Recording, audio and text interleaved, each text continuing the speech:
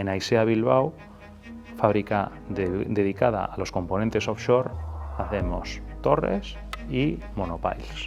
Entonces, este tipo de cimentación es la más competitiva que hay y la hacemos nosotros en Bilbao. Son nuestros clientes los que manejan, pero sí que hablamos de inversiones, por supuesto, milmillonarias. Claro.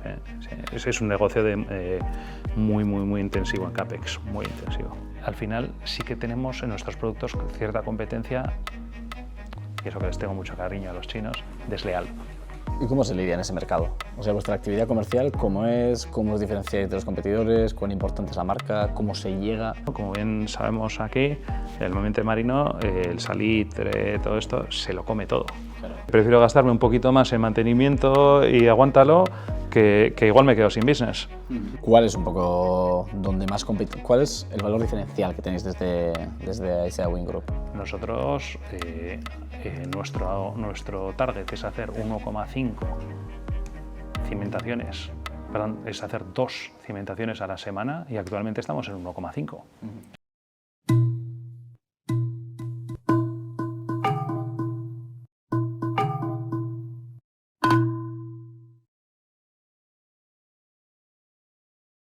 Este podcast está patrocinado por Mairu, el software que está revolucionando la gestión de procesos en las empresas.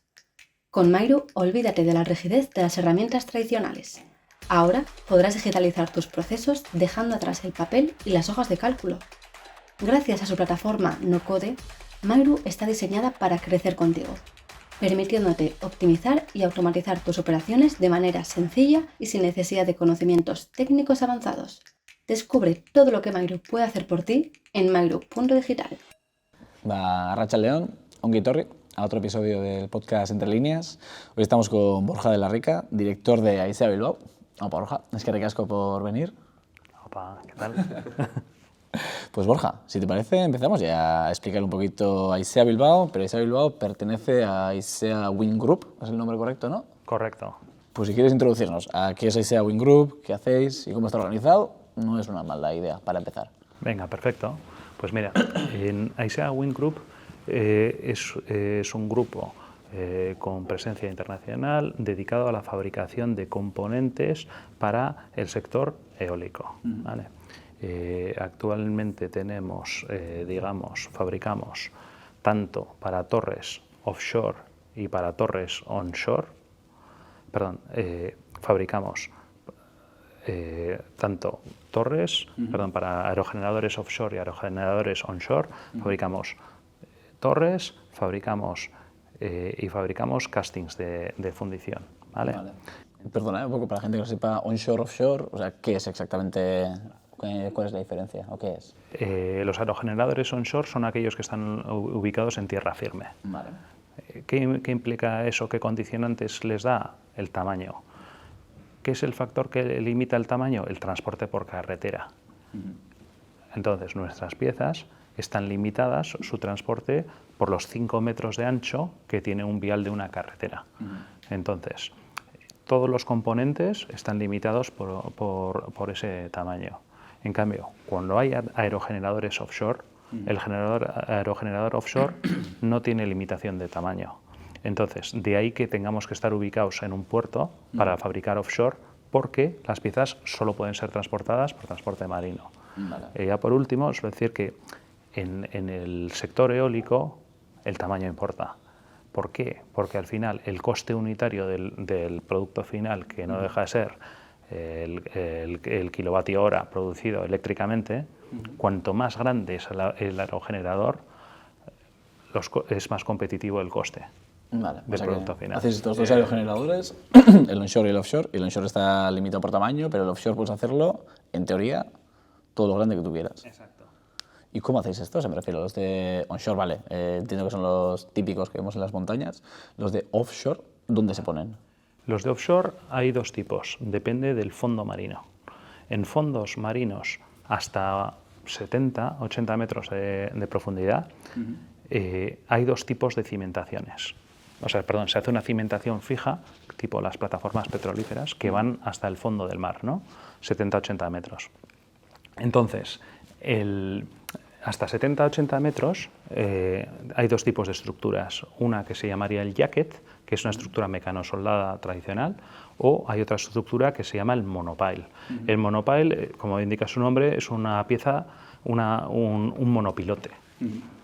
Entonces, en estos momentos el monopile es la estructura, la cimentación más competitiva que hay para el mercado offshore.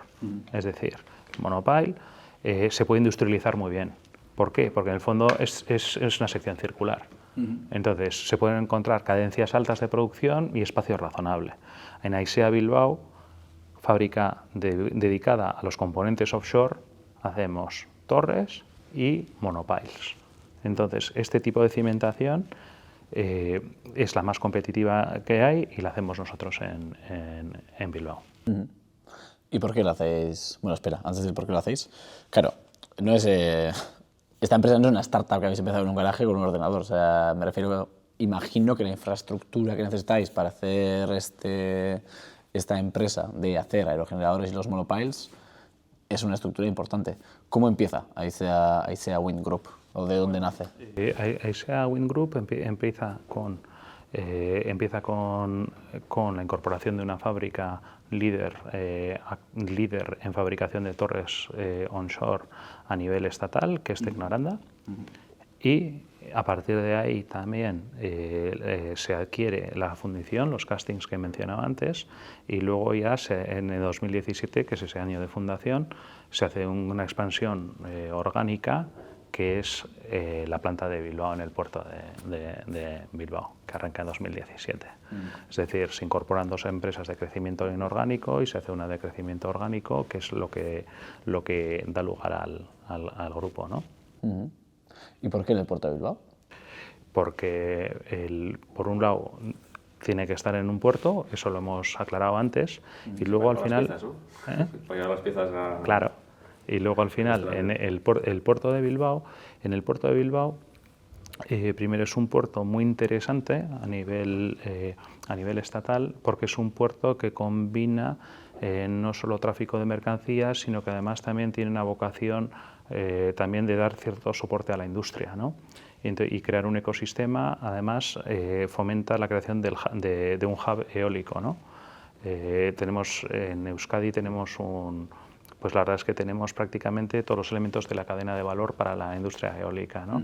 Y entonces el puerto de Bilbao pues sí que nos apoya adjudicándonos y otorgándonos concesiones con espacio suficiente para poder fabricar estos grandes componentes eólicos. No nos olvidemos que es un proyecto de país, genera empleo de calidad y prosperidad para medio y largo plazo. ¿Y valorasteis alguna otra ubicación o estaba claro que iba y que tenía que ser Bilbao? Hubo alguna otra novia, pero como solemos decir, las más guapas son las de Bilbao. Las mejores. Y en este sentido, o sea, ¿ya teníais todo el conocimiento, ya teníais la capacidad productiva o estáis enfrentándoos a hacer un producto que no se había fabricado antes? ¿Ya arrastrabais el know-how? Teníamos un producto similar, pero que realmente la planta madre, que es Tecnoranda, la fabricante líder súper competitiva de torres onshore, Aisea Tecnoranda, ya tenía un know-how de fabricación muy importante de torres, que al final son estructuras circulares también.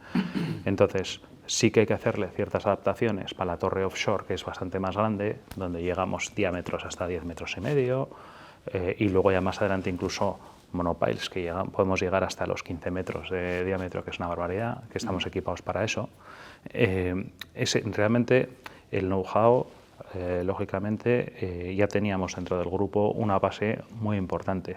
También hay que adaptarse. O sea, los productos industriales, al cambiar los requisitos geométricos de calidad y otras características, pues hay una parte de adaptación. Pero el core ya lo teníamos en el grupo. Y así a grandes rasgos, para hacernos una idea de la dimensión que tiene una instalación de estas características,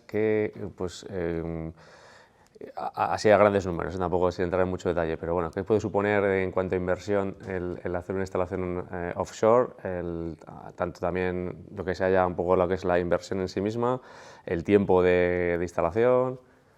O sea, ¿qué envergadura estamos aquí manejando? Realmente, a ver, para dimensionar, nosotros fabricamos los componentes, ¿vale?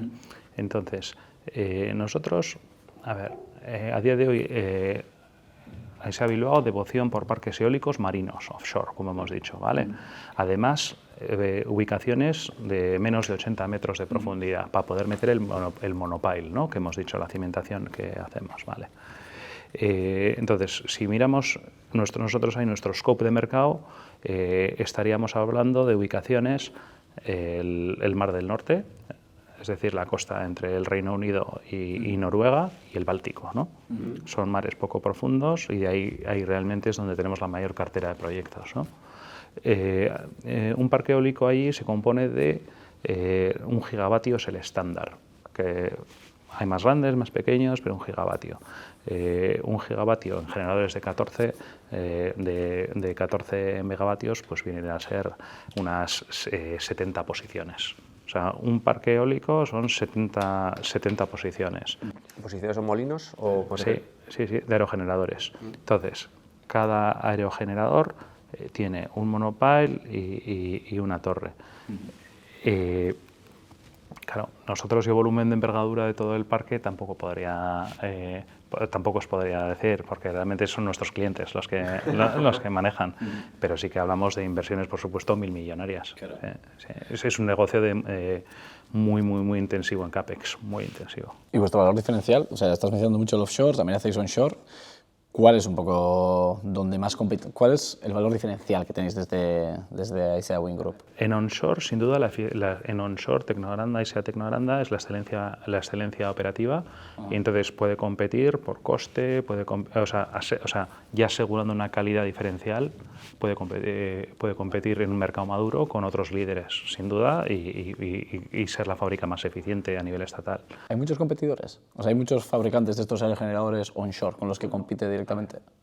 En cuanto a los aerogeneradores, tanto en los aerogeneradores como nosotros, cadena de suministro, que sería pues torres, cimentaciones y castings, ha habido concentración, sobre todo en el mercado onshore. El mercado onshore, que es más maduro, el mercado onshore lleva 20 y tantos años. El mercado onshore, esa consolidación que ha habido es tanto a nivel de nuestros clientes, que ha habido una consolidación, y a nivel de nuestros competidores, pues de componentes también la ha habido. Nosotros ahora realmente tenemos 2-3 componentes a nivel, o sea, 2-3 competidores a nivel estatal, y luego eso en onshore, que es menos por toda esa consolidación que ha habido. En cambio, el mercado offshore, al ser más intensivo en capital y al final se arranca más tarde, el mercado offshore es menos maduro, ahí tenemos menos competencia. Ahí competimos con empresas holandesas, con empresas alemanas, y ahí tenemos pues 3 o 4 competidores. Leía hace un par de días, no sé, un informe sobre este tema. Ahora igual, tú igual seguro que me corregirás algunos datos, pero vamos, que me sonaba que China había crecido mucho en instalación onshore, entiendo, y que offshore era todavía pues seguía siendo ese liderazgo por parte europeo. No sé si era así, más o menos, o... Pues esa es la conclusión. Voy a intentar elaborar un poco, pero tienes toda la razón. Pero era por si me acordaba, es que estaba ahora acordando de lo que leí, y no sé si era esto más o menos las conclusiones o las líneas generales del informe. Entonces, os estaba hablando de una consolidación en onshore, mucho más maduro, pero claro, con la llegada de China, al final, China es un país que conozco bien porque he estado viviendo 11 años en China. Y entonces, China, una vez que con la máquina onshore, que es menos tecnológica, los chinos tienen ya sus propios fabricantes que, dado la escala tanto de mercado como de recursos que tiene China, sí que han tenido un crecimiento exponencial estas empresas, pero han llegado a unos niveles de eficiencia porque China es un mercado muy competitivo. Entonces, han creado una capacidad tan eficiente los chinos, una sobrecapacidad muy eficiente, que luego lo que hacen es, como en otros sectores, automoción o cualquier otro, se dedican a venderla al resto. Acerías se dedican a vender esa sobrecapacidad al resto del mundo. Entonces ellos, una vez que ya su mercado nacional lo tienen bien copado, salen fuera. Entonces, claro, salen fuera y arrasan. ¿Por qué? Porque están utilizando sus economías de escala y la competitividad país que tiene China en costes de fabricación, coste capital bajo, mano de obra baja, electricidad baja, en fin, y un sinfín que os podría ir contando. Entonces, claro, si ellos ya son empresas sostenibles con su cuota de mercado en casa, pues lo que sacan fuera es aún más competitivo. Entonces, en el onshore, que es más maduro y lleva más años, los chinos están entrando en Europa con una fuerza espectacular.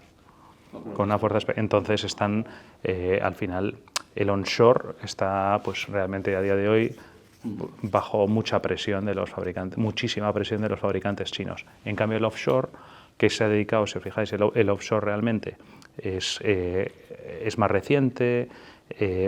¿Por qué? El offshore.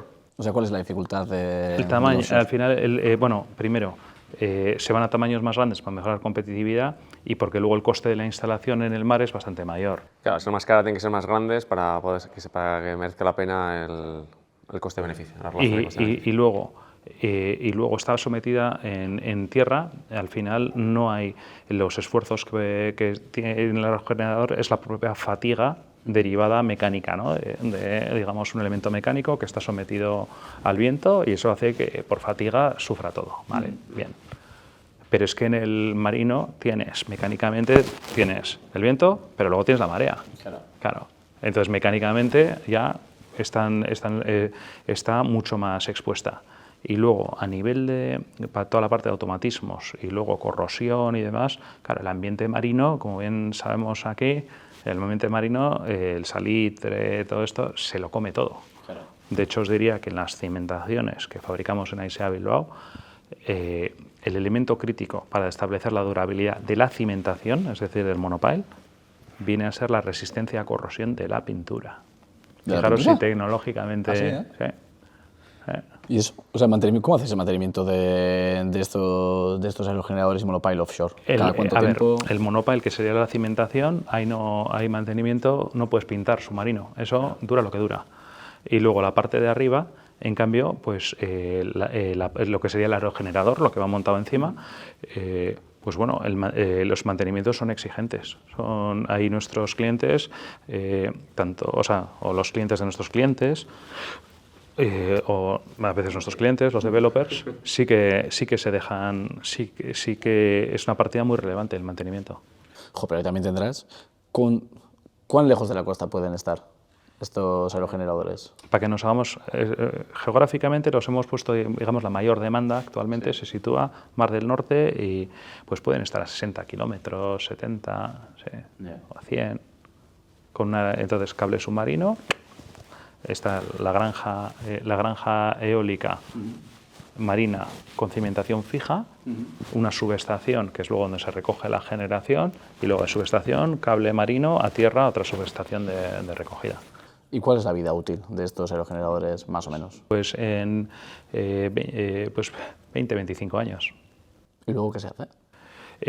Bueno, pues luego... No tengo ni idea de este mundo, o sea... No, sinceramente, es tan reciente que realmente está por ver. Bueno, entiendo que ya ha habido, ¿no?, instalaciones que han llegado a 25 años, ¿no?, que han llegado a su... En offshore no, no, offshore no. En terrestre sí. Entonces, en terrestre lo que se hace un repowering, ¿no? El eólico, en ese aspecto, en esa búsqueda de competitividad por el tamaño y eficiencia para que el coste de producción del kilovatio hora sea lo más competitivo, tanto en tierra como en mar se compite por tamaño, ¿no? Vale. Pues entonces, en estos años, los fabricantes de aerogeneradores han ido a tamaños más grandes. Entonces, claro, en un emplazamiento que hace 20 años se puso en el monte Oiz, ¿no?, por ejemplo, si se pusieron estos aerogeneradores, claro, 20 años después, cuando se van a acabar, tienes mucha más potencia y encima más competitivo de precio. Entonces se sustituyen, que se llama, lo que se llamaría un repowering. Entonces es lo que tiene más sentido, además por un tema de sostenibilidad. Las ubicaciones, no cambias la ubicación, el impacto medioambiental es el mismo, pero sin embargo es mayor eficiencia. Entonces, o con los mismos sacas mucho más, por lo tanto, no tienes que montar menos para alcanzar tus metas de descarbonización, o simplemente pones menos, porque son algo más grandes y más potentes. Entonces ese sería, en onshore es lo que ha llegado y es el repowering. Entonces, pero es un sector que sí que ha avanzado tanto, es muy reciente, que el marco legal, por ejemplo, a nivel estatal para el repowering todavía no es lo suficientemente maduro, porque se puede perder la concesión. Entonces, si se pierde la concesión, el concesionario que ya tiene una máquina amortizada, lo que tiene sentido es que él reinvirtiera, activa toda la cadena de valor en algo más eficiente, y entonces todo eso es más eficiente para la sociedad. Pero si él corre el riesgo para un repowering, para cambiar el aerogenerador, que le quiten la concesión, igual dice, espera, tíralo hasta que lo que podamos. Todo lo que podamos, que prefiero gastarme un poquito más en mantenimiento y aguántalo, que igual me quedo sin business. Entonces, yo creo que ahí nos falta el marco legal, desarrollarlo para dar una solución eficiente a esta necesidad que habéis planteado. Y en el marino todavía está por ver. ¿Y la demanda? ¿Dirías del offshore que es un mercado que está creciendo? ¿Es un ¿El mercado... onshore? El Offshore. Bueno, A ver, ambos. ¿Cómo están? El offshore es, digamos, a nivel energético, probablemente el mercado en el que se espera más crecimiento de todos los mercados dentro de las propias tecnologías, el offshore. ¿Ah, sí? Sí. ¿Y eso? Pues porque El offshore es donde más se espera. Vale. Es el que más crecimiento. Onshore no. Onshore... Bueno, estará más consolidado, ¿no? Está más maduro. Pero offshore se espera todavía un crecimiento bestial. ¿Por qué? Porque, fijaros, al final, un parque de 1 gigavatio, nos da carga de trabajo para un año. En todo el Mar del Norte, para cumplir sus objetivos de descarbonización, el Reino Unido, pues no sé, le caben todavía 25 parques, no sé. O sea, el Báltico, todos los países del Báltico, las repúblicas Estonia, Letonia, Lituania, vale, que no es el más, pero Polonia, Finlandia, Suecia.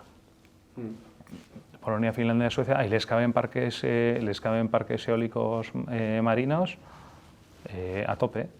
Entonces, realmente para cimentaciones de offshore, por ejemplo, si somos 5 players, cada uno con capacidades, pues al año podremos hacer entre todos 4, 5 parques. 5 players a nivel europeo, estatal, mundial. A nivel, os diría que aquí en cimentaciones offshore, los asiáticos están intentando entrar, pero muy poco.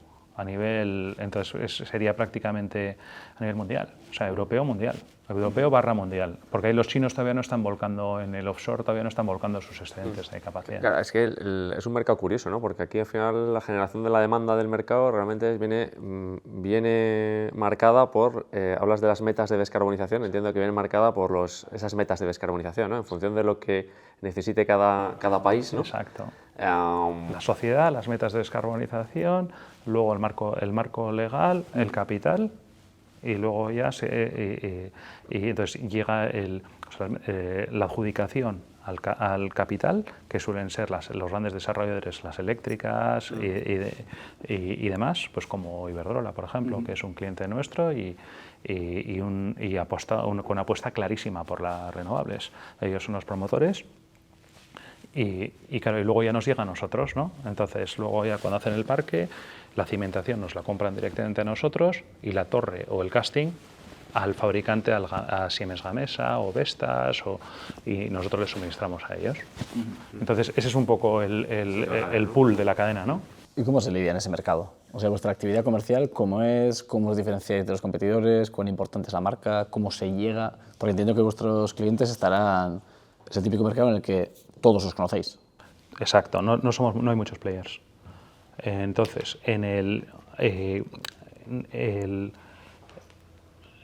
realmente es un mercado, sobre todo el offshore, requiere tal sincronización y los efectos son tan... El coste de una instalación y el lanzamiento de un parque es tan abismal, lo que os digo, de miles de millones de euros, que los elementos, la coordinación de eso como proyecto es fundamental. Es decir, nosotros las cimentaciones que hacemos van transportadas en barcos que son cuello de botella para la industria. Esos barcos, los barcos que transportan nuestras piezas, no hay muchos en el mundo. Entonces tienen un backlog de 2 años de carga de trabajo ya adjudicada o 3. Claro, los costes y luego los que transportan, los que montan ya el propio parque, esos todavía son un cuello de botella mayor, porque hay poquísimos.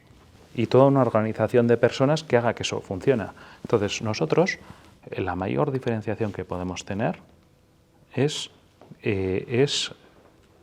calidad y delivery al cliente. Delivery al cliente. O sea, lo que hemos acordado, entregar. Sí, suceda en el tiempo que sucede, porque está todo tan acompasado y es un juego de... Porque los costes de disrupción encajar, son ¿no? tan grandes que entonces la mejor ventaja en estos momentos, competitiva... es no desviarte del plazo, ¿no? Digamos, ¿no? más que, sobre todo en el offshore, que al haber menos competidores, es esa reputación cliente que te asegure que cumplas. Claro. Porque si no, sus costes... Entonces, ¿qué ocurre? Que en cimentaciones no hay tanta competencia y, claro, arrancar una planta, pues como hemos arrancado en Bilbao el año pasado, que solo para arrancar... claro, hemos hablado antes de Aisea Bilbao, no sé si hemos hablado 2017, pero es que el año pasado en Aisea Bilbao contratamos 500 personas. Contratamos a 500 personas para hacer para hacer toda la expansión que nos permite fabricar cimentaciones, monopiles. Claro, eso es arrancar una fábrica de esas complejidades, de esa complejidad, pues... Sí, no es de un día para otro. Vamos. No es de un día para otro. Ojo, y hay empresas que fallan, ¿eh? O sea, arrancar una fábrica en un plazo de estos tan reducidos, pues son proyectos de inversión de más de 200 millones de euros. Claro, 500 personas. 500, pero ¿cuánta gente estabais? Nosotros estábamos 400. Contratamos 500, ahora estamos 1000 en total. O sea, es más del doble. Sí. ¿Y eso cómo se hace? Porque me refiero... Tenemos que preguntar a los recursos humanos. ¿Tú cómo lo has vivido? Porque nosotros, joder, cuando hemos tenido épocas de crecimiento donde hemos duplicado el tamaño de un departamento, o sin llegar a duplicar, cuando metes un ratio de 1,5, ya notas que no se te va de las manos, pero tienes que poner especial atención, la formación de esa persona, entiende el proceso, se respeta y no se altera el funcionamiento de la empresa. Claro, cuando metes 500 sobre 400... A ver, al final... un crecimiento de esta envergadura, digamos, hay que gestionar un enfoque de Greenfield, ¿no? ¿Cuál es el enfoque de Greenfield? Es, venga, aquí hay un terreno y hay que meter un edificio, una maquinaria, una tecnología y unas personas, ¿no? Claro, las personas, por un lado, tienen que tener la capacitación adecuada, sobre todo de hard skills, que es fundamental, identificarla. Entonces ahí se peina todo el mercado y ahí nosotros, hemos peinado la península entera. Perdona, estos 500, el perfil, que era, ¿cuántos eran de oficina técnica white collar? ¿Cuántos eran blue collar y más cercanos a la productividad, a producción? Nosotros al final, de blue collar de esos 500, 400. Vale. Tampoco cambia mucho la... Sí, pero bueno, además es un blue collar, o sea, nuestros trabajadores tienen un grado de especialización alto. O sea, soldadura con arco sumergido, que es la tecnología fundamental que utilizamos nosotros, se emplea en muy pocas industrias. Incluso el naval, que es lo más cercano, son cosas totalmente... No es circular como lo nuestro, que tiene que estar sincronizada todo el... Más motivo para que no hayan personas disponibles porque estarán ya ocupadas, ¿no? Claro. Entonces, nosotros ¿cómo se hace? Primero, hard skills. Entonces, los hard skills, si te tienes que ir hasta la Antártida, 500. Pues mira, vas por un radio... Ibas peinando. Como Tinder, ¿no? Vas aumentando el ratio. Y vas abriendo el rango, ¿no? Y entonces, a partir de ahí, luego, lógicamente, también somos un proyecto atractivo, entonces pues eso también somos un proyecto atractivo para medio y largo plazo, entonces eso es valorado por los posibles candidatos, ¿no? Y entonces primero se contrata por hard skills, pero ¿qué ocurre? Que claro, 500 personas tienen que estar luego como tú bien has dicho, pero si no están bien dirigidas, bien formadas, integradas todas las funciones, claro, es una de las cosas, normalmente es una de las partes más complejas de todos estos crecimientos exponenciales. ¿Por qué? Porque si pones un foco y encima pensad que la variable tiempo es elevada. Claro, una inversión de esta envergadura, nadie se mete en una fábrica con estos volúmenes de inversión y no, pues tómate 6 años. Pues, la cosita que conocemos que es el retorno, ¿no? y que influye. Entonces, espera, ¿qué necesitas? 2 años, pues no, tómate 5, pero hazlo bien. Claro, ese balance es muy importante, el balance entre la perfección o qué es lo que te vale, y entonces esa es la parte más complicada, ¿no? Porque tú al final tienes que crear tu propia cultura, tu propia forma de trabajar. Todos los que has contratado, claro, vienen cada uno con unas enseñanzas aprendidas súper respetables. Y además algunas, oye, te pueden aportar, son mejores que las que tú, en tu nivel donde estás en casa, a nivel de sofisticación en la gestión y demás, oye, te puede venir gente y te viene, de hecho, que viene de entornos más, que todavía están más avanzados, tú estás arrancando. Entonces viene gente con, claro, tú tienes que capturar todo eso y crear tu propia cultura. Claro, no es fácil, no se gestiona, lo que os digo, no puedes poner foco en micromanagement, porque no puedes hacer tampoco una estructura excesivamente paternalista y micromanagement, porque entonces no llegas, esa ventana que hemos dicho temporal te la pierdes, entonces es complicado porque tienes que buscar un compromiso entre las dos cosas. Entonces, claro, gestión, hay que empoderar mucho más a los equipos y hacer una gestión asumiendo que los equipos, lógicamente, que como personas que somos, oye, no vamos a acertar siempre al 100%, y segundo, una cosa es que una tarea yo la haga y yo si la hago yo, pues me gusta que esta hoja la dejemos aquí y tal y no sé cuántos, pero ¿es necesario o no es necesario? No, es que a mí me gusta ponerla así, mira, vosotros las tenéis así, entonces, no, pero es que a mí me gusta que esté así. ¿Y cómo habéis hecho esa...? ¿Y cómo habéis hecho esa definición de los estándares? ¿Teníais una especie de equipo que buscaba...? Bueno, hemos tenido lo que hemos hecho y que nos ha dado bastante buen resultado es que la incorporación que hemos hecho, como el negocio de torres ya lo teníamos mucho más consolidado desde 2017, de años trabajando. Claro, esa experiencia, habéis replicado un poco, ¿no? Para este proyecto de incorporar a 500 personas, habéis replicado un poco la experiencia que traíais lo que hemos hecho es la estructura de gestión, o sea, la estructura de servicios generales, departamentos de soporte, financiero, calidad, recursos humanos, HSE, súper importante, que es lo que tenía que haber dicho primero, seguridad y prevención. Esa es compartida, ¿no? Entonces esa se mantiene, la que ya hay implantada en la empresa, simplemente da soporte a las dos plantas, ¿no? Vale. Luego, y luego ya estructura operativa, ¿no? Entonces, en la estructura operativa que hemos hecho, que la contratación lo que ha venido es a reemplazar vacantes entre los dos negocios. Es decir, la gente que ya estaba la hemos desdoblado entre los dos negocios, o sea, entre las dos plantas. Nuestros trabajadores que estaban, sobre todo a nivel los operarios, los hemos desdoblado entre los dos negocios y entonces la gente nueva la hemos metido a los dos negocios, a las dos plantas. Entonces, claro, de esa manera por lo menos estableces una base, tienes un cero más repartido, o sea, para arrancar a partir de ahí.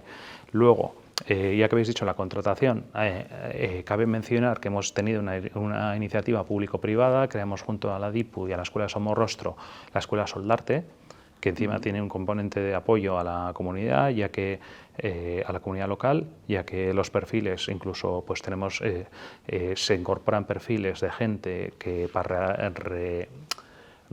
que van a hacer un reskill profesional, o sea, que van a adquirir, es una escuela de soldadura. Entonces, soldadores de arco y soldadores, hemos creado esta escuela y, lógicamente, de ahí para que sea un pool constante, ¿no? O sea, hemos reclutado, hemos peinado la península. Sí, porque ya es generar un mecanismo también, de generación de talento también, ¿no? Sí, lo que pasa es que es a más largo. Claro, si le metemos la variable tiempo, ahí estamos creando nuestra cantera, la definitiva. Pero claro, hasta que generas esa cantera definitiva, porque es gente de aquí que va a querer desarrollar su vida profesional aquí y que realmente está muy comprometida con este proyecto de aquí. Cuando tratas de fuera, pues bueno, lógicamente no todo el mundo se te va a quedar a medio y largo plazo. Entonces, todos los que se quieren quedar, fantástico, pero nosotros necesitamos, mientras tanto, un pool de gente de aquí para oye, si no, porque no las podemos tener, o sea, solo con... Son oficios que no con un curso de 4 meses sacas una persona, ni mucho menos. Son oficios que realmente con su complejidad. Entonces, por eso hemos contratado Soldarte, que es más nuestra solución a medio y largo plazo, y entonces a medida que vamos desarrollando la gente, pues tenemos los dos canales, ¿no? Sí, bueno, al final aquí es curioso en este negocio, entiendo que el riesgo-retorno tiene que ser curiosa la apuesta porque al final es a muy largo plazo, ¿no? O sea, y las decisiones que se toman ahí no son, ¿no?, muy repentinas, digamos, ni, ¿no?, en base a mucha información, ¿no?, background. Es que son proyectos, a ver, o sea, un proyecto de estos, fijaros, la variable de crecimiento es o sea, gran oportunidad de mercado, ¿no? Gap o sea, no, mejor dicho, descarbonización, ¿vale? Gran oportunidad entre oferta y demanda en el mercado, ¿vale? Pero luego ya llega mucho capital, corto plazo y con muchas personas. Entonces, claro, esa es la coctelera, ¿no? Entonces, ¿cómo balancear el medio y largo plazo con la inmediatez? Que es lo que acabas de... Entonces, por eso la solución al final a nivel personas, para estos skills, es contrata, pero mientras tanto vete formando. Claro, no te va a dar tiempo a formarles perfectamente, pero sin embargo les haces una formación básica y luego ya en casa van continuando y creciendo profesionalmente. Entonces, claro, tienes que tener las dos cosas, porque si no, el medio plazo y el largo plazo no lo tienes garantizado. No lo tienes garantizado. Entonces, como bien habéis dicho, es generación de talento, pero que va a otro ritmo que la captación de talento. Entonces, de ahí, en ese aspecto, esperamos así pues tener esa faceta cubierta. Y luego, también os había comentado, dentro de cómo hemos hecho, y luego la estructura de mando, normalmente la estructura de mando en general, claro, es nueva en cuanto a la parte de operaciones. Y eso es complicado, porque eso es lo que todavía estamos. Por supuesto nos queda bastante trabajo por hacer. La estructura de mando, cuando creces tan rápido, claro, encima contratar a gente para mandar, cada uno viene con su librillo. Entonces todavía es más crítico lo que se comenta algo, oye, joder, si contratas un jefe de sección y tal, que para esto, te viene de no sé dónde. Él viene ya con su... Pues eso no las formas. O sea, si puedes dar, a ver, todo lo que hemos podido hacer de promoción interna de la planta anterior para la nueva, lo hemos hecho, pero no es suficiente, claro. Entonces tienes que contratar, claro, el que te viene de fuera te viene con su librillo. Y entonces tienes que, sin perder eso, tienes que llevarlo o crear tu propia cultura, ¿no? Claro. De Isa Bilbao, ¿no? Sí. Entonces, bueno, como veis, entretenidos sí estamos. Sí.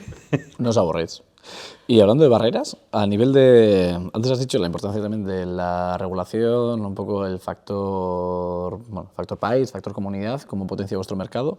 ¿Cómo os afecta de manera negativa? Porque entiendo también que las regulaciones a las que tenéis que estar expuestos en este tipo de mercado no tienen que ser pocas. A ver, efectivamente, nosotros, regulación. Primero, la regulación, primer factor donde nos afecta es en la celeridad de transmitir los objetivos de descarbonización a inversiones concretas con nombre y apellido. Es decir, desde que se dice que vamos a tener la energía verde en 2030 a tal porcentaje, luego las subastas de los contratos, luego las prospecciones, sobre todo en eólica terrestre, el impacto ambiental, los permisos, el permitting y todo eso, ahí hay muchísimo por hacer. ahí hay muchísimo por hacer porque es claramente un freno al desarrollo del sector. Esa es la primera parte de regulación que nos afecta. Y luego nos afecta, a ver, con Asia, al final sí que tenemos en nuestros productos cierta competencia, y eso que les tengo mucho cariño a los chinos, desleal. ¿Por qué? ¿En qué sentido? Porque China tiene un excedente enorme de capacidad de producción de acero. Entonces, si hace unos años... Sí, porque está muy subvencionada, ¿no? Claro. La industria. Eran empresas estatales que antes de... bueno, y siguen siendo la mayoría públicas, son empresas, por masa crítica y por mercado, les daba para tener estas acerías igual 6, 8 en todo el país, porque claro, una región, pues por ejemplo la acería Wuhan Steel, que tiene 200 millones de habitantes. O sea, la zona en la que abastecen son 200 millones de habitantes. Sí, o sea, casi entonces, país de Europa ya tiene claro, pequeños, ¿no? entonces lo primero es que tenían bastantes acerías que las han mantenido y con dinero público. Eso quiere decir que los objetivos es proyecto más a largo en China y encima pues la rentabilidad, el retorno a la inversión no les importa, en ese aspecto no le dan valor. Por lo tanto, pueden ir a tirar precios. Entonces crean sobrecapacidad, luego culturalmente pueden tirar precios y entonces hace 6-7 años se decidieron a salir por el resto del mundo a regalar casi la chapa a los chinos, ¿no? Entonces ahí dijo la Unión Europea, oye, no entra más chapa china. Vale, bien. Pero claro, es que, sin embargo, el producto elaborado con chapa china no tiene aranceles.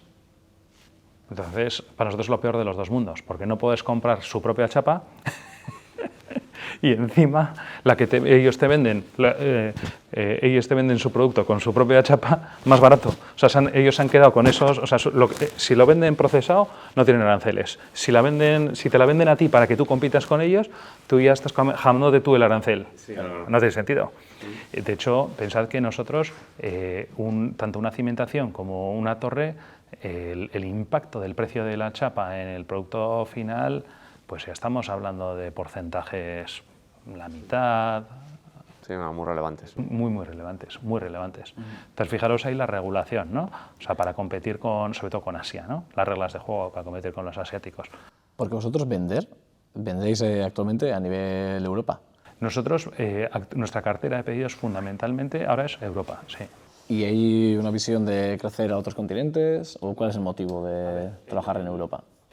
A ver, el crecimiento en el onshore está muy limitado ya, pues porque el onshore lleva años y ya se ha deslocalizado totalmente, ¿no? A nivel, o sea, cada región del mundo tiene su propio.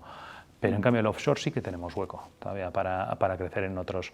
Lo que ocurre es que el hueco principal que teníamos identificado era la costa este de Estados Unidos. También, curiosamente, la costa este de Estados Unidos, a pesar de ser Atlántico, como nosotros conocemos bien, es poco profunda. Entonces, se dan las condiciones para meter aerogeneradores marinos con cimentaciones como las nuestras. Entonces, ese era un objetivo muy goloso, ¿no? Que además Estados Unidos pues, es un país que tiene grandes fortalezas, pero a nivel industrial se ha ido perdiendo esa tradición industrial, que aquel Detroit Motor City y tal y todo eso, pues sí, se ha ido desindustrializando, ¿no? En los últimos años, ¿no? Con la globalización, ¿no? Sí. Y entonces, claro, es un mercado muy atractivo para nosotros, para exportar. Lo que ocurre es que hay la regulación, primero, no ha habido una regulación única, es decir, ha habido una regulación asimétrica por los estados. Digamos que no es federal, sino que depende de cada estado. Exacto. Y encima ha creado condiciones que penalizan mucho si no depende de dónde estés implantado o depende depende a quién exportes y quién sean tus competidores. Entonces, eso ha generado un parón totalmente en la cadena de valor, ha inflado precios, entonces ha hecho que esos proyectos prácticamente no salgan. Entonces ese mercado de exportación y luego encima pues la llegada de un señor que no está muy en boga ni nada, le llaman, bueno, cuando no le llaman el inquilino, la Casa Blanca, cuando no lo dicen con retrancas, ¿no? Con segundas. Pues Donald Trump, realmente la administración Trump es totalmente pro baby drill, baby drill. Entonces las renovables pues no están en la agenda en primera. Entonces todo ese potencial está ahí, llegará porque al final la solución de la eólica offshore en fondos de poca profundidad, no hablamos de la flotante, nunca he hablado de la flotante porque no hay la flotante todavía no es competitiva a nivel de soluciones de mercado, pero en lo que hacemos en AISEA Bilbao con que será el siguiente paso, entiendo, dentro del siguiente segmento, dentro de lo que es la... Lo que pasa es que el flotante, todavía es que no hay soluciones industrializables que realmente te puedan dar unos precios competitivos y capacidades relevantes. Sí, bueno, pues digo que igual en las próximas décadas será como el siguiente paso, ¿no? La evolución que puede tener o sea, una vez que ya se va consolidando con estas cimentaciones, ¿no? Sobre el fondo marino, estas que son flotantes, igual es como el siguiente paso en el que va a crecer este sector. Lo que pasa es que hay que buscar, lo que pasa es que también mecánicamente, pues tiene bastante, al final una cimentación flotante se parece más a un trabajo de astillero. Entonces, claro, esas cadencias que hemos dicho, para hacer al año 60, 70 cimentaciones flotantes, no hay espacio. O sea, ya no es el problema viene a ser casi espacio, ¿no? Porque tienes que tenerlo en un puerto, pero claro, no es hacer un buque y ya está. O sea, los tiempos de ciclo o los lead times son tan grandes que tienes que duplicar, triplicar, multiplicar posiciones. Entonces, el espacio va a ser un limitante a día de hoy. En cambio, nosotros, como el monopile es cilíndrico cónico, se pueden alcanzar productividades altas. Nuestro target es hacer 1,5 cimentaciones, perdón, es hacer 2 cimentaciones a la semana y actualmente estamos en 1,5 a la semana. Para hacer eso en flotante, no sé si cabe en todo el puerto de Barcelona, o sea, el espacio, ya no digo el de Bilbao porque estamos apretados. Sí, lo que haría falta, ¿no? Me parece curioso porque me recuerda mucho al inmobiliario todo lo que nos estás contando. Es como decir, porque en cuanto a la parte legislativa, esos plazos burocráticos de, oye, pues en este caso más de concesión de licencias, aquí más de acompasar a los diferentes stakeholders, es como tener, muchas similitudes, ¿no? Respecto a... A ver, al final también no nos olvidemos que al final de todo está la demanda social, ¿no? En nuestro caso se transmite por la política en agencias de descarbonización, pero claro, la vivienda, el objetivo, pues la vivienda no deja de ser igual, ¿no? Es demanda social que luego se canaliza a través de legislación, ¿no? Y un poco respecto al futuro, ¿cuáles son los siguientes pasos que tenéis así marcados en vuestra hoja de ruta? Bueno, a ver, nosotros no hemos hablado antes dentro del footprint del grupo AISEA, porque realmente nosotros sí que tenemos una pequeña planta en Francia que depende de AISEA Bilbao. Es una planta ubicada en el puerto de Brest. Es una instalación más pequeñita porque está dedicada al montaje interno de las torres, pero bueno, sí, y hemos tenido hasta hace poco una planta también en Argentina, ¿no? Pues los pasos de AISEA con esta demanda que hay en el mercado, pues los pasos apuntan a continuar con el crecimiento, ¿no? Al final, si hemos conseguido nuestro backlog, ¿no? De nuestra trayectoria de crecimiento exponencial, pues ya es un hecho, es una realidad, ¿no? Entonces, mientras lo permita el mercado, pues habrá que buscar continuar con este crecimiento, ¿no? Y parece que el mercado está ahí. Es ambicioso, pero realista. ¿Perdón? Que es ambicioso, pero realista. Sí, realista. sí. Bueno, ya Y en cuanto lo hilo, bueno, con esta visión de futuro, lo hilo también con el proceso también de innovación. O sea, el hecho de decir ahora va a ser más un, que decir, simplemente, con muchas comillas, con todo lo que hemos escuchado, va a ser un escalado de replicar ese know-how que ya habéis adquirido, o también se le va a ir implementando nuevas innovaciones, o... Todavía en la parte de cimentaciones nosotros estamos compitiendo con empresas alemanas, danesas, incluso alguna asiática. Nosotros tenemos que innovar proceso en cimentaciones para ser líderes. Entonces, la parte de innovación de proceso nuestra va a ser fundamental. ¿Qué ocurre? Que nosotros ahora en las cimentaciones hemos hecho un producto, estamos haciendo un producto que solo los holandeses o daneses eran capaces de hacer. Y entonces, ya sabéis, y guardaban su know-how, y entonces solo el hecho de, estos no sabrán, pues afortunadamente estamos dando, inputs claros, outputs claros, que somos capaces. Pero ahora nosotros tenemos que innovar para llegar, para no solo tener esa excelencia operativa que hemos dicho antes, sino para estar totalmente en la vanguardia. Entonces tenemos que innovar en proceso. Tenemos que innovar en proceso porque todavía en el espacio tecnológico el equipamiento sobre todo, y automatización, digitalización y nuestros propios procesos, les queda recorrido para ser el benchmark del sector. Entonces, una cosa es arrancar la planta, estabilizarla y hacerla sostenible, y luego otra, competir en la Champions.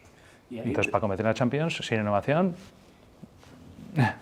Y ahí, a la hora de aumentar la eficiencia interna de rendimiento, ¿tenéis alguna estrategia de mejora continua? ¿Tenéis alguna especie de colaboración, alguna consultora? Bueno, a ver, en la parte de mejora, en estos momentos, a ver, en este crecimiento tan rápido, las patas todavía no están lo suficientemente asentadas, pero, y entonces tenemos mucho trabajo en interno todavía por ordenarnos, y por supuesto para eso además tenemos colaboraciones con consultoras que nos van a ayudar, nos están ayudando, y luego a futuro encima no solo nos ayudan a ordenarnos, sino que además a ser más eficientes, ¿no? Entonces, pues bueno, una de ellas es Mairu, que además Mairu tiene unas soluciones, la verdad es que realmente que encajan muy bien en un poco en la meta hacia donde vamos nosotros, ¿no? Y bueno, y como Mairu también tenemos algún otro partner, porque un poco lo que hemos hablado antes, el conocimiento está en un ecosistema. De hecho, los proveedores, cuando pasan a ser partners, realmente están aportando un valor diferencial que muchas veces en casa jamás lo vamos a tener, o porque no somos lo suficientemente abiertos de miras, o estamos muy centrados en lo nuestro, que es lo habitual, lo nuestro, nuestra torre, nuestra cimentación, y claro, para innovar hay que pensar diferente, ¿no?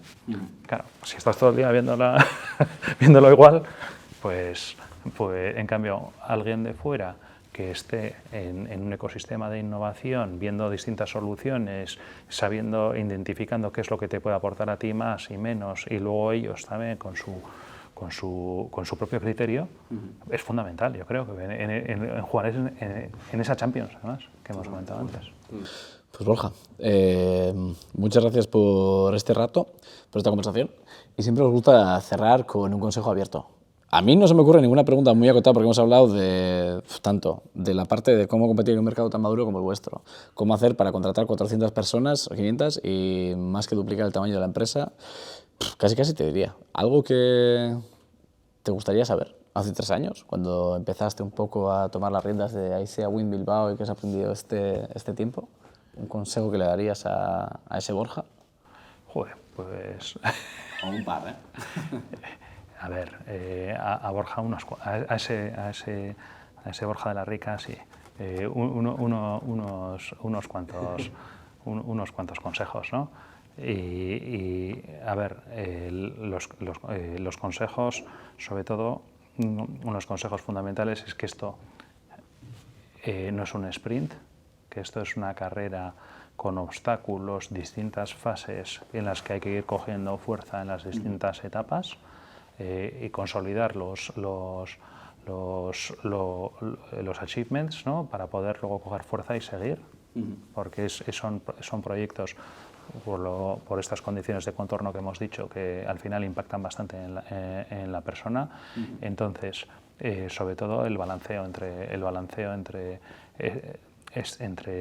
entre las necesidades personales y profesionales es crítico en estos proyectos. No solo por Borja, yo también de donde vengo en mi pasado lo he visto en arranques de plantas de esta envergadura y en algunos casos suele tener consecuencias personales.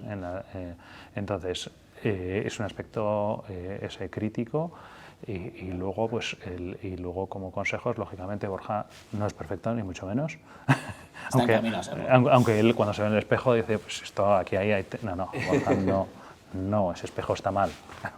Entonces, entonces Borja también tiene que profundizar en incorporar mejor las distintas sensibilidades de los equipos, en compaginarlas y alinearlas para el proyecto en común, ¿no? Es cierto que con plazos tan ajustados, si te paras, como digo yo, en plazos tan ajustados, si te paras a consensuar y alinear y tal, se te va o sea, se te va. Pero claro, yo eso lo he tenido claro desde el principio, pero lógicamente eso te da lugar a que a veces hay situaciones que siempre se podría haber hecho mejor, ¿no? Aparte de consensuar y demás. Lo que pasa es que siempre con la soga de que si no llegas, pues ese balance no es fácil. Y ya sí, bueno, también ahora al hilo de lo que estabas comentando, ¿te imaginabas que la actividad que estás haciendo a día de hoy, esto de ser CEO, director general, te lo imaginabas así? Cuando una vez que pues, se produce y demás, en ese proceso de valoración, imagino que ¿te imaginarías cómo sería? ¿Está siendo como lo esperado? O... A ver, yo afortunadamente he estado en proyectos similares anteriormente en mi etapa en China. Entonces en China sobre todo otra cosa también que hay en China es tamaño y volumen y también tiempo. Entonces no era la primera vez que me enfrentaba a un proyecto de estas envergaduras. Lo que sí que era curioso es me enfrentaba a un proyecto de estas envergaduras con culturas asiáticas y liderazgo anglosajón anteriormente. En cambio aquí, claro, aquí con Euskolabel todo. Entonces, creas que no, la parte inspiracional, lo que a nosotros nos puede tocar en el inner game, ¿no? Que en el fondo es lo que reflejamos fuera y lo que nos hace, pues sobre todo nuestras zanahorias o nuestros palos, ¿no? Que en el fondo pues son muy distintos culturalmente. Son muy distintos, lo cual es muy interesante, pero no deja de ser un reto, a pesar de que yo, lógicamente, la cultura que tengo es aquí, ¿no? Esta es mi cultura, Euskadi, la cultura vasca, pero bueno, al estar tiempo fuera, pues quieras que no, el liderazgo y demás, pues hay que realizar ciertos ajustes, ¿no? Pero lo bueno es eso, viniendo de entornos de proyectos de crecimiento tan grandes, creo que es fundamental estas cosas haber tenido experiencias previas, porque la manera en la que tienes que afrontarlo no se gestiona igual en una planta de 1000 personas que en una planta de, yo siempre digo, hasta 30, un estilo de gestión, hasta 100, otro, de 100 a 300 y pico, otro, y ya de 500 para arriba es totalmente distinto. Y claro, pues eso, si le metes además el condicionante cultural, da para mucho juego.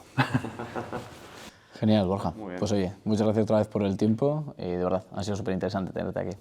Muchísimas gracias a vosotros, un placer. Este podcast está patrocinado por Mairu, el software que está revolucionando la gestión de procesos en las empresas. Con Mairu, olvídate de la rigidez de las herramientas tradicionales.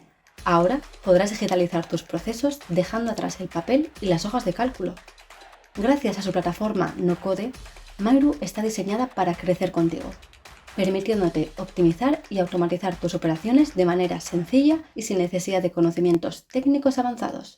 Descubre todo lo que Mairu puede hacer por ti en mairu.digital.